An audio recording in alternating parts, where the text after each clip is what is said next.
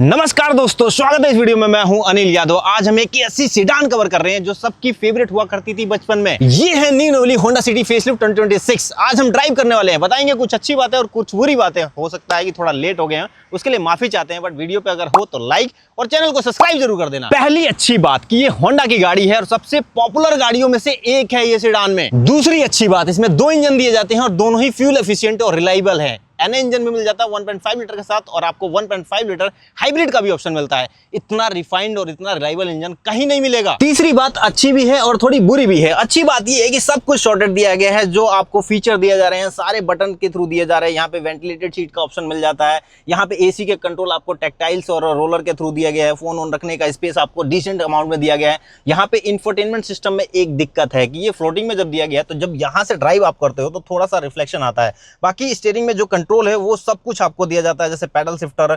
यहाँ पे आप देखोगे एडास के कुछ फंक्शन मिल जाएंगे। और बुरी बात तो ये है कि इस गाड़ी में आपको उस तरीके की फील नहीं आती जो फ्यूचरिस्टिक सी और नए नवेली जो डिजाइन मिल रही है गाड़ियों में, उस तरीके की फील जो है आपको इस गाड़ी में बैठने के बाद फील नहीं होता है। ये गाड़ी कंफर्ट के मामले में जानी जाती है, तो रियर सीट पे जब आप बैठते हो तो रियल कंफर्ट का महसूस जो है ना आपको यहाँ पे मिल जाता है। जैसे कि यहाँ पे आपको अंदर थाई सपोर्ट अच्छा दिया जाता है, लेग रूम अच्छा दिया जाता है, हेडरूम अच्छा दिया जाता है, ये नी रूम अच्छा मिलता है। और सबसे बड़ी बात ये है कि सीट की जो पोजिशनिंग है वो बहुत बेहतरीन की गई है। तो लॉन्ग ड्राइव पे आप जाओगे तो कोई भी मतलब स्टिफनेस जैसा महसूस नहीं होगा। और यहाँ पे 2 कप होल्डर और यहाँ पे आर्मरेस्ट भी दिया जाता है। हल्का सा डाउन जरूर है, पीछे की तरफ अभी भी एडजस्टेबल हेडरेस्ट नहीं मिलते हैं, बट ठीक है, अच्छी तरीके से पोजीशनिंग है, कोई दिक्कत वगैरह नहीं होगी। और एक चीज की कमी इस गाड़ी में और है, यहाँ पे कोई भी आपको कर्टन नहीं मिलेगा और पीछे की तरफ आपको कर्टन दिया जाता है। यहाँ पे देख रहे हो, ये पीछे की तरफ कर्टन दिया जाता है। रियर में आपको एसी वेंट्स भी मिल जाते हैं। अब 2 बुरी बातें आपको इस कैबिन में बताता हूँ। पहली बात तो ये है कि कोई भी इलेक्ट्रिक एडजस्टमेंट आपको सीट नहीं दी जाती है जैसे कि आजकल गाड़ियों में दी जाती है।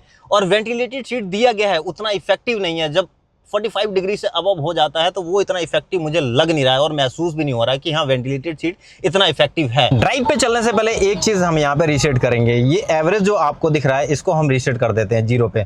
फिर उसके बाद देखेंगे कि कितनी एवरेज जो है ये निकल के आती है। चलिए जी ड्राइव पे लेके निकलते हैं। सबसे पहले बात कर लेते हैं, इसमें आपको 1.5 लीटर का NA पेट्रोल इंजन दिया गया है। और हैंडलिंग की बात करा जाता है, बहुत ही अच्छी आपको हैंडलिंग मिलती है। कॉर्नरिंग उस तरीके से नहीं मिलती है जैसे वर्टर स्लाविया, और उस डिबेट में मैं फंसना भी नहीं चाहता। देखो इस गाड़ी में लेवल 2 अडास आता है जो कि विजन कैमरा के साथ दिया जाता है, कोई भी रडार वगैरह चीजें नहीं मिलती है। इवन इस गाड़ी का फ्यूल एफिशिएंसी भी देखेंगे लास्ट में कि कितना ये जो है हम 5-10 किलोमीटर जो भी कवर कर रहे हैं उसमें फ्यूल एफिशिएंसी कितनी दे रही है। और अभी हम 70 पे चल रहे हैं, यहाँ पे क्रूज वगैरह नहीं करेंगे, हम थोड़ी रफली ही चलाएंगे। और ये गाड़ी जो है ना कॉन्फिडेंस भी देती है। पहले से ही आपको ये गाड़ी इतनी मतलब रिलायबल है और इतनी फ्यूल एफिशिएंट है कि हर कोई जो है ट्रस्ट कर लेता है। जब सीडान लेने निकलता है तो उसके दिमाग में एक जरूर बात आती है कि यार होंडा सिटी चल के देख लेते हैं। तो वो चीज़ें इस गाड़ी में मिलती जरूर है। यहाँ पे हालांकि मैंने जो है लेन की पसीस ऑन कर रखा है, तो जैसे ही मैं इधर की तरफ टर्न करूंगा देखो कोई देखो ये जो पैचेस हैं, ये लाइनें हैं, ये जो है डिडक्ट करके मुझे जरूर इधर की तरफ ढकेल लिए, देखो अपने आप ले गए इधर की तरफ। तो ये जो चीज़ें हैं आपको लेवल 2 अडास के साथ जो है मिल जाती है, जो कि एक हेल्पफुल के तौर पे काम करती है।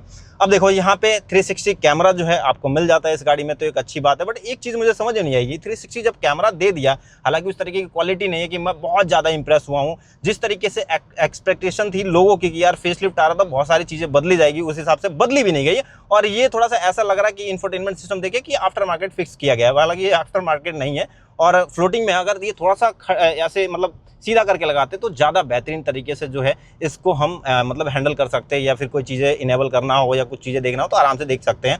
यहाँ से रिफ्लेक्शन वगैरह जो पड़ रही है उसकी जो दिक्कत है वो नहीं होती। अब देखो इस गाड़ी की राइड क्वालिटी ही मतलब इस गाड़ी की राइड क्वालिटी जो है वो सबसे अच्छी है। जब दूर दराज पे आप ट्रैवल करते हो उस गाड़ी को लेकर तो उस तरीके से जो है आपको थकान महसूस नहीं होती है। ये गाड़ी आपको इतना कंफर्ट दे देती है कि आपको उस तरीके की दिक्कत जो है आपको नहीं होगी। अब थोड़ा सा आगे बढ़ते हैं और इस गाड़ी को जो है 100 के पार लेके चलते हैं। क्या किस तरीके की इसका बिहेवियर रहता है, देखो हल्का सा जो है एक शोर जरूर आपको आएगा और कैबिन तक फील होता है। मैंने इनका हाइब्रिड जो है वो भी चलाया हुआ है, उस तरीके की जो है वहाँ पे शोर देखने को कम मिलता है। बट यहाँ पे NA इंजन है तो वो थोड़ा सा बिहेवियर जो है आपको यहाँ पे दिखेगा। और 100 पे जाने के लिए कोई स्ट्रगल नहीं कर रही है कि ऐसा लगे कि हाँ NA इंजन है तो भाई स्ट्रगल कर रही है। मैं ये जरूर कह रहा हूँ, कई सारी गाड़ियों में टर्बो इंजन दिया जाता है जो कि छोटे टर्बो इंजन 1 लीटर का है या फिर 1.5 लीटर का है, उस तरीके से आपको जरूर जो है वो फील नहीं देता है। बट हाँ एक स्मूथनेस इस गाड़ी में जरूर दिखती है। जब गाड़ी को लेके निकलते हो रोड पे ऐसे हाईवे पे तो जितना पुश करते हो उसके हिसाब से जो है आपको जरूर वो जो है एक टॉर्क डिलीवर करती है, तो वो आपको कॉन्फिडेंस जरूर देता है। बट यहाँ पे ओवरटेक जब करना हो, जैसे इस गाड़ी को मैं ओवरटेक कर रहा हूँ, तो अगर ये मेरे साथ ओवरटेक करेगा, हल्का फुल्का भी उसने रेस दिया तो थोड़ा सा मुझे दिक्कत होगा, ओवरटेक करने में टाइम लग जाएगा। बट वैसा नहीं है कि जैसे कि टर्बो इंजन जो है वो एकदम से रॉकेट बन जाए और इनिशियल जो टॉर्क है वो आपको मिल जाता है 2000 आरपीएम के ऊपर पे, वो चीज़ें यहाँ पे आपको नहीं मिलेगी। एक स्मूथनेस जो है वो आपको इस गाड़ी में मिलेगी और बहुत ही आरामदायक ड्राइव जो है आपको फील होगी। एक चीज़ और ऐड करना चाहूँगा, हो सकता है कुछ लोगों को बुरी भी लग सकती है, इस गाड़ी की हैंडलिंग और राइड क्वालिटी मुझे ऐसा लगता है कि सेगमेंट में सबसे बेस्ट मिलती है। कुछ लोग ये भी बोल सकते हैं कि वर्टस और स्लाविया भी तो देती है, हाँ भाई उसकी भी है, मैं ये नहीं कह रहा हूँ। जब खाली रोड पे इस गाड़ी को लेके निकलोगे तो वह आपको स्टेबिलिटी इतनी अच्छी देती है कि कॉन्फिडेंस फील होता है, और वो ग्रिप वगैरह देखोगे, अगर स्टीयरिंग से फीडबैक जो देखोगे वो आपको पॉजिटिव की तरफ ही ले जाता है। इस गाड़ी की एक और अच्छी बात आपको बताता हूँ, देखो सबसे अच्छी फ्यूल एफिशिएंट है, सेगमेंट के हिसाब से सबसे अच्छी एवरेज निकाल के देती है। चाहे एनए पेट्रोल इंजन ले लो, चाहे आप हाइब्रिड ले लो, दोनों ही अच्छी एवरेज आपको देती हैं गाड़ियाँ। और एक चीज़ और बढ़िया है कि E20 कंप्लाइंट पहले से ही आती है, तो उसमें कोई इशू नहीं है कि आपकी माइलेज ड्रॉप हो जाएगी या फिर फ्यूल एफिशिएंसी उस तरीके से नहीं रहेगी जिस तरीके से अभी है। एक्चुअली ये गाड़ी फ्यूल एफिशिएंसी के मामले में सबसे बेहतरीन लगती है मुझे। ओवरऑल अब कंक्लूजन की बात करते हैं। देखो इसमें फीचर ऐड ऑन किए गए हैं, जैसे 360 कैमरा, वेंटिलेटेड सीट और इंफोटेनमेंट सिस्टम का साइज बदला गया है, फ्रंट फेसिया नया किया गया है और रेयर में भी कुछ चेंजेस किए गए हैं छोटा मोटा।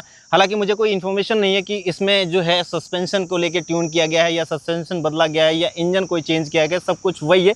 तो राइड क्वालिटी जो है वैसी रहने वाली है, हल्के फुल्के गड्ढे में आपको महसूस नहीं होगा। अगर तेज ले जाते हो 100 की स्पीड से अबव जाते हो तो वहाँ पे थोड़ा सा आपको महसूस ज़रूर हो जाएंगे, क्योंकि उसी तरीके से सस्पेंशन ट्यून्ड है। अगर वीडियो अच्छी लगी हो तो लाइक, सब्सक्राइब, शेयर जरूर करना। मिलते हैं नेक्स्ट वीडियो में, तब तक स्टे ट्यून्ड। हाँ, सीट बेल्ट का इस्तेमाल जरूर कीजिए।